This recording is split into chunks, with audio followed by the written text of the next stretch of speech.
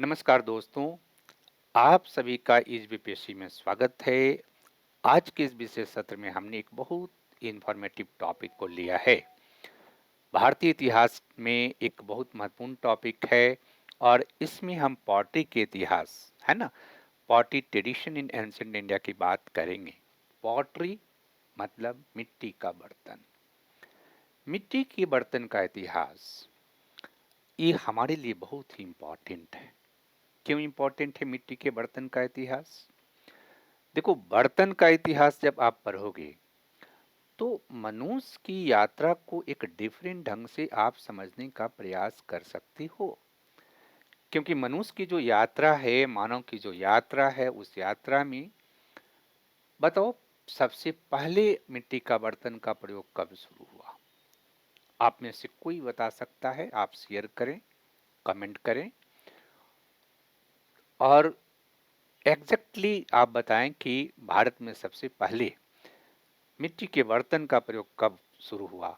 हम ऑप्शन देते हैं आपको, ठीक है? ऊंच पुरा पसान काल में, मध्य पसान काल में, नव पसान काल में, ताम पसान काल में। आप कमेंट करके बताइए कि भारत में सबसे पहले मिट्टी के बर्तन का शुरुआत कब हुआ। मिट्टी के बर्तन की सबसे पहले शुरुआत मध्य पसान काल में हुई।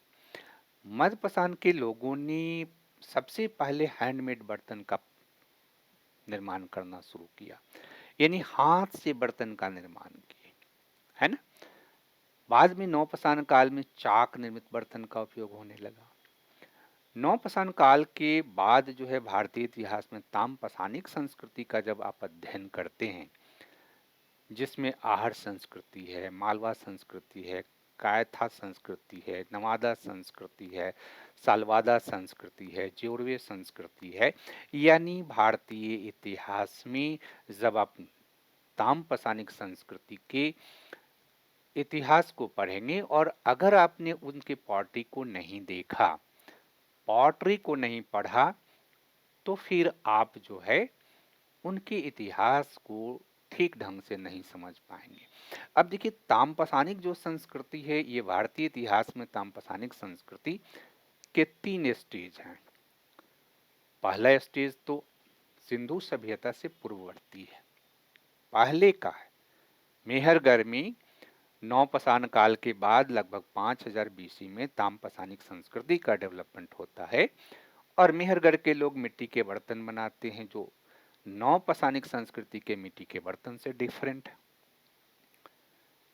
फिर सिंधु सभ्यता बीच में आता है, तो सिंधु सभ्यता के पैरेलल भी मिट्टी के बर्तन, गणेश्वर संस्कृति है राजस्थान में, राइट, उसमें बनता है।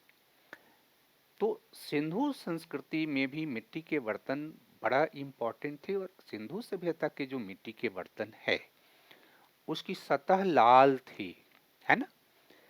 यानी मिट्टी के बर्तन की ये जो सतह आप देखिए, ये इंडस वैली सिविलाइजेशन का मिट्टी का बर्तन है।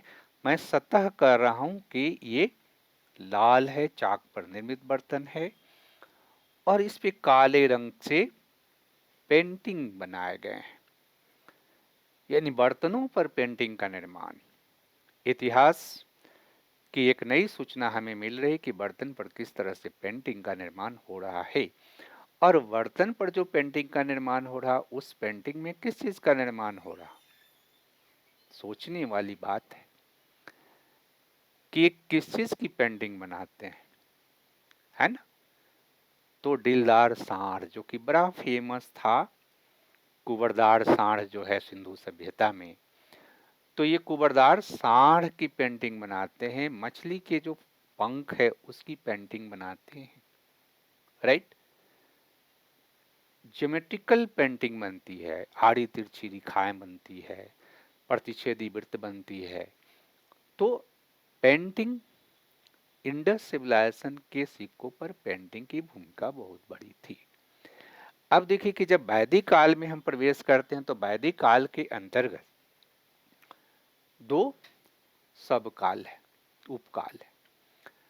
एक तो ऋग्वैदिक काल है, दूसरा उत्तर वैदिक काल है। ऋग्वैदिक काल के अंतर्गत क्या है कि ऋग्वैदिक काल में जो मिट्टी का बर्तन है उस बर्तन को हम लोग ओसीपी कल्चर के नाम से जानते हैं। अचर कलर पॉटरी, गेरू बर्नी मृद भांड, है ना। तो गेरू बर्नी मृद भांड जो है ऋग्वैदिक काल में है, और गेरू बर्नी मृद भांड के साथ कॉपर होराल्ड जुड़ा हुआ है ना। आप देखिएंगे कि पीटी में क्वेश्चन पूछा है कॉपर होराल्ड किससे संबंधित है, तो गेरू बर्नी मृद भांड जो कि वैदिक काल में ऋग्वैदिक काल के लोगों द्वारा निर्मित की जाती है। केरुवर्णिमृत भांड के चरण के बाद वैदिक काल में पीजीडब्ल्यू आता है, पेंटेड ग्रे वियर। और पेंटेड ग्रे वियर का भी दो स्टेज है। एक पेंटेड ग्रे वियर जो हमें मिलता है उसके साथ लोहा नहीं मिलता है, दूसरे स्टेज में पेंटेड ग्रे मिलता है उसमें लोहा मिलता है। तो पेंटेड ग्रे विदाउट लोहा के, है ना, ये पीजीडब्ल्यू है ना, पेंटेड ग्रे वेयर जो है विदाउट लोहा के वैदिक काल में, और लेटर वैदिक काल में उसके साथ उस अस्तर से आयरन भी मिलती है। और ये पेंटेड ग्रे वेयर जो है पीजीडब्ल्यू जो है, ये उत्तर वैदिक काल का बहुत ही पॉपुलर बर्तन था, बहुत विशिष्ट बर्तन था।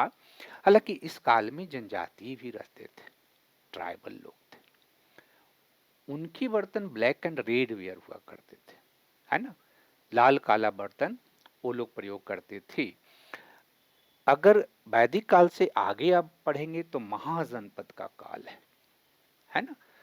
तो महाजनपद के काल में देखिए कि एक नया विशिष्ट प्रकार का बर्तन आया जिसको हम लोग एनबीपीडब्ल्यू कहते हैं, नॉर्दर्न ब्लैक पॉलिश्ड वेयर, उत्तरी काली चमकीली मृदभांड परंपरा। देखो उत्तरी काली चमकीली मृदभांड परंपरा, नॉर्थ इंडिया के किसी भी आर्कोलॉजिकल साइट पे आप जाएंगे तो वहाँ ठिकरा जो मिलेगा, वो ठिकरा उठाएंगे तो नॉर्दर्न ब्लैक पॉलिश वेयर का ठिकरा होता है।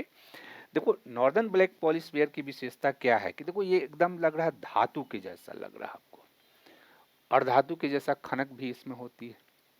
तो धातु के जैसा खनक भी एक विशिष्ट प्रकार का बर्तन है जिसमें विशिष्ट प्रकार की चमक है, और मजबूत भी है, धातु की जैसा इसमें खनक भी है। और ये विशिष्ट बर्तन जो है एनबीपीडब्ल्यू महाजनपद काल में भी है, और ये एनबीपीडब्ल्यू जो है मौर्य काल में भी है ना। बस मौर्य काल में क्या होता है कि मौर्य काल में इसमें जो पेंटिंग है या इस पे जो पॉलिश है वो पॉलिश और भी बेहतर हो जाती है।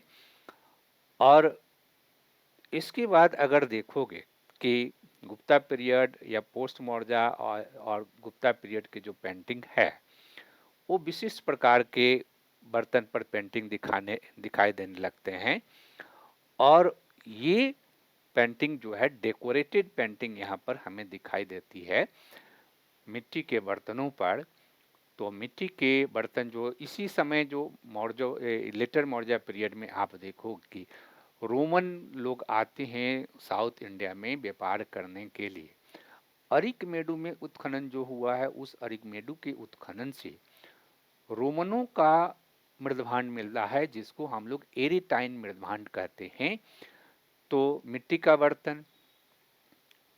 बर्तन हमारे खान पान भोजन प्रतिरूप संस्कृति कला हमारी तकनीकी विकास को बड़ी पैमाने पर प्रभावित करती है, क्योंकि चाक का निर्माण एक बहुत बड़ा तकनीकी विकास था मानव के जीवन में। और चाक पर मिट्टी का बर्तन निर्माण करना ये टेक्नोलॉजिकल स्किल पर ही संभव है। उससे भी महत्वपूर्ण है कि जब मिट्टी के बर्तन को आप पकाते हैं, जैसे आप देखो कि कुम्हार मिट्टी के बर्तन को कैसे पकाता है। पकाने के लिए क्या करता है, सबसे पहले गड्ढा खोदता है, उस गड्ढे में सबसे निचले लेयर पर ईंधन के रूप में रखता है जो भी उसके पास है, उसके ऊपर बर्तन रखता है, फिर बर्तन के ऊपर ईंधन रखता है, तो कई छल्ले में बर्तन को वहाँ लगा देता है, चारों तरफ से मिट्टी से लेप देता है, बीच में एक होल रखता है, उस होल से आग नीचे डालता है। होल क्यों रखता है, क्या वजह है, आप ये जो कुम्हार बनाते हैं, आप सोचो कि होल क्यों रखता है? तो होल से ही ऑक्सीजन मिलेगी।